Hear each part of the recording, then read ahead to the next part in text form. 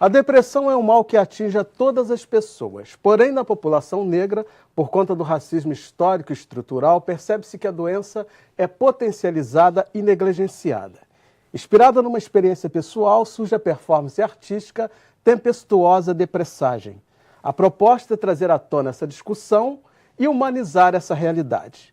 Sobre esse assunto e muito mais, eu vou conversar com a coreógrafa, atriz e cantora Flávia Souza. Flávia, prazer te receber aqui. Muito obrigado pela presença. Essa performance surge a partir de uma experiência que você viveu, é isso mesmo? Isso. Em 2011, eu passei pelo processo do Síndrome do Pânico. É uma doença que eu desconhecia esse nome, né? A gente ouve falar de depressão, de várias outras subjetividades da saúde mental, mas Síndrome do Pânico, para mim, me soou meio estranho. Pânico, nunca tive medo de nada.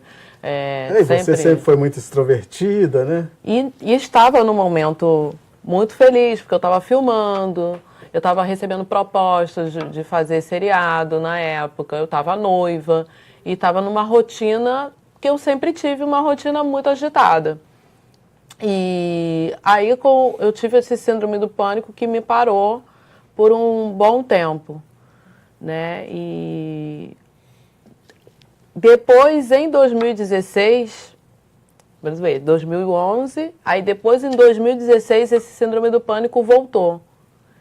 E aí é que como eu já sabia o que era, porque inicialmente ele me atingia fisicamente. Eu não sabia o que era, eu vomitava. Esses são os sintomas? Você sente náuseas, tonturas, palpitação no coração, você acha que você está doente, que você está morrendo. E aí e medo de tudo, é isso? E medo de morrer. Claro, o coração está batendo, estou doente, estou passando mal, então vou morrer. E aí eu fiz uma bateria de exame, porque todo mundo falava, você está com... Estresse, você está com problema espiritual, está com labirintite. Aí fiz todos os exames de labirintite, você está com um problema gravíssimo de coração. E eu achava, né, que a dor era tão grande que eu nem estava conseguindo sentir aquela dor. E aí o medo, estou no ônibus, vou morrer a qualquer momento, minha família não vai saber que eu vou morrer. E aí foi um processo difícil de aceitar, porque minha família não aceitava.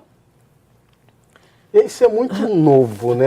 Acho que para muita gente, principalmente para a comunidade negra, né? É um assunto que eu passei... A gente ouve muito essa coisa, depressão é coisa de gente que não tem o que fazer, coisa de gente rica, né? É a coisa que a gente mais ouve, pelo menos eu ouvi isso a vida toda. Não, e na minha casa a minha mãe...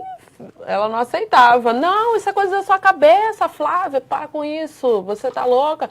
Olha, eles vão te matar. E eu ficava sem saber o que fazer. O médico tá falando, meus exames não tá dando nada. Eu cheguei a querer processar o hospital e processar médico em São Paulo, porque eu passei mal em São Paulo de desmaiar, de ficar apagada horas e não ter nada.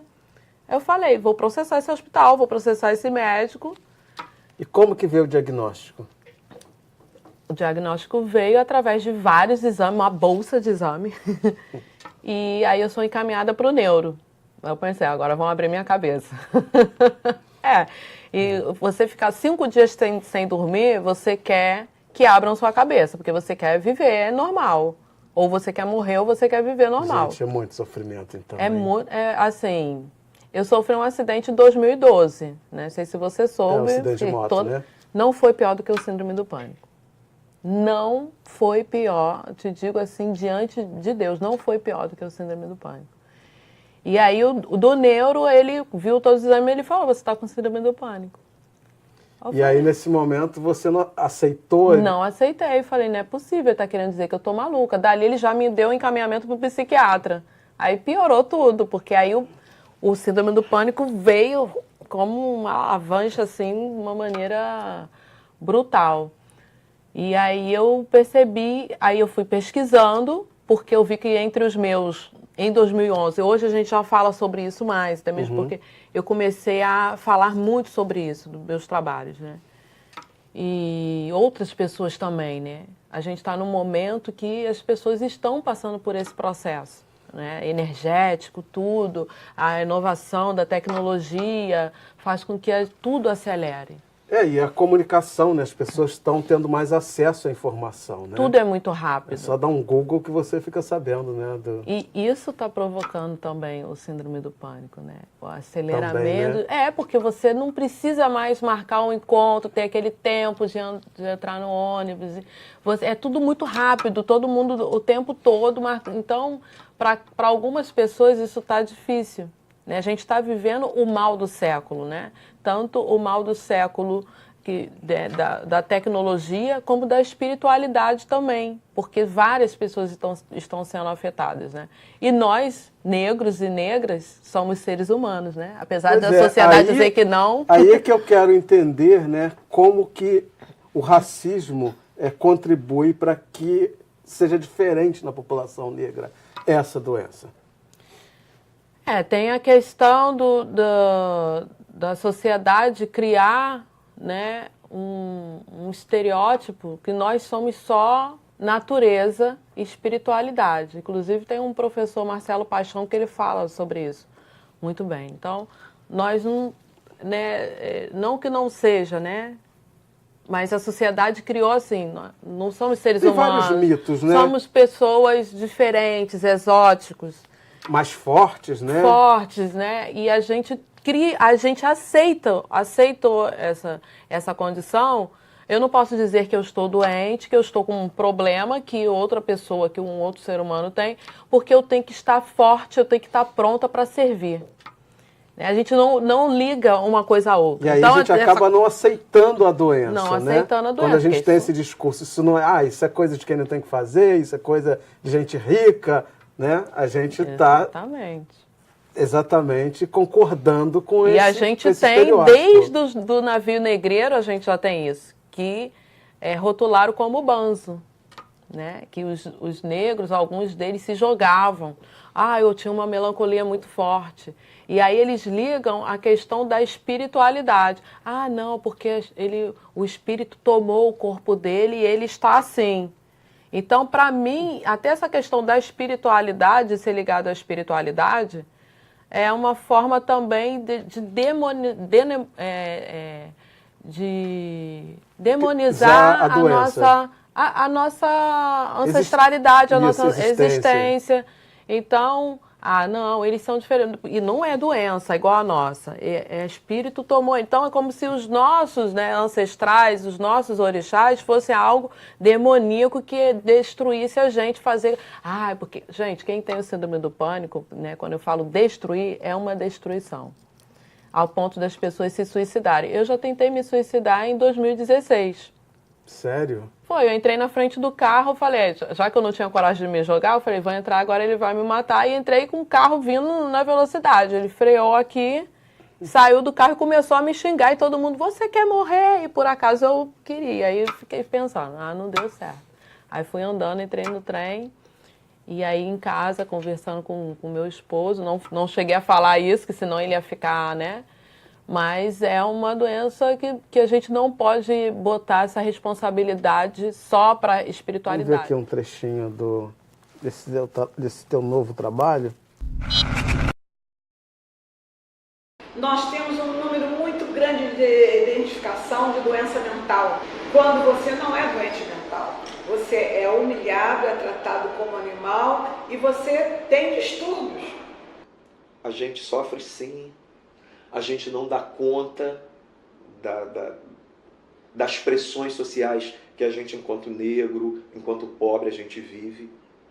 A gente se deprime sim, e a gente precisa entender que em algum momento a gente tem que se permitir ser ajudado por alguém. Existem várias teorias que acreditam que a população negra passa por um trauma histórico, e isso é passado de geração em geração. E seria necessário, né, para prevenir esse trauma, para tratar desse trauma, de políticas públicas. Primeiro que a gente tem uma educação, que eu particularmente acho errada, de que nós viemos para esse mundo para ser feliz. Essa tal felicidade cria um enlouquecimento, um distúrbio mental de tal ordem, que quando eu não consigo ser feliz, eu fico com raiva do mundo. Eu quero matar. E nesse sentido, a população negra é a mais vulnerável. Qualquer bandeira que se levante, qualquer coisa que você levante, ela não pode te fazer doente, porque doente você não consegue carregar nada. A gente, sim, precisa cuidar da nossa saúde mental. Isso não é besteira, isso não é balela, isso não é luxo. Mas aí, a vida, né, não se resume na militância, né, que é uma coisa também que eu percebo que é muito forte. Parece que a gente só é militante 24 horas, né? Parece que se deixa de ser um ser humano para ser um militante, né? E a gente é um ser humano, né? E o ser humano, como qualquer outra pessoa, temos muita complexidade, né, do nosso ser, né? Queria que você falasse um pouco desse trabalho da performance, como é que esse né, trabalho é feito. Tem as cobranças, né? Quando você entra, as pessoas cobram, né? Mas falando sobre o Tempestuosa, quando eu tive de novo o síndrome do pânico, foi... porque o racismo ele não existe, né? Mas foi... eu já estava achando que isso não existia, já estava curada, nunca mais voltei isso. E em 2016 eu fui para a Costa do Sauípe, para um grande evento de feministas, né, do mundo inteiro. E eu voltando, passando pela Central do Brasil, correndo para ir pegar o metrô, tinha saído de um paraíso e de repente a polícia me pegou, puxou minha mochila e começou a abrir, me revistou, foi uma loucura. E ali naquele processo eu senti tanto medo que tudo voltou. Né? Então, aí voltou o síndrome do pânico, aí a hérnia de disco apareceu, eu já fiquei manca. Foi assim, foi lastimável, né? Então, dentro desse processo, desse adoecimento, eu resolvi mergulhar e resolvi escrever. Eu falei, eu vou usar o que eu tenho, né? Porque outras pessoas têm isso. E eu já estava com medo também de falar para as pessoas que eu estava de novo, porque não foi uma boa repercussão no meu meio, as pessoas não aceitam. Não, Flávia, isso é coisa da sua cabeça, a gente não tem isso, não. A gente mesmo fala pra gente que a gente não tem isso. Uhum. E aí eu comecei a escrever, e assim, deve ter umas 5 páginas só. E aí veio um edital, e eu botei no edital, não estava sem poder sair, com medo de sair, só em casa, botando edital, escrevendo. E aí fui fazer um curso, né, uma pós em neuropsicologia, porque eu queria entender o que estava dentro o que acontecia dentro do meu cérebro. Não adianta ninguém falar nada. E aí foi um processo de investigação mesmo, de escrita. Aproveitei que já que eu não ia estar trabalhando, comecei. E acabou que o edital passou. Eu falei, então agora eu vou ter que falar sobre, né, vou ter que botar na rua. E aí surgiu Tempestuosa Depressagem. Era o momento de falar sobre isso e parabéns por você estar falando sobre isso, né? A gente vai ter que fazer aqui um pequeno intervalo, tá. mas a gente continua esse papo. Já já a gente volta.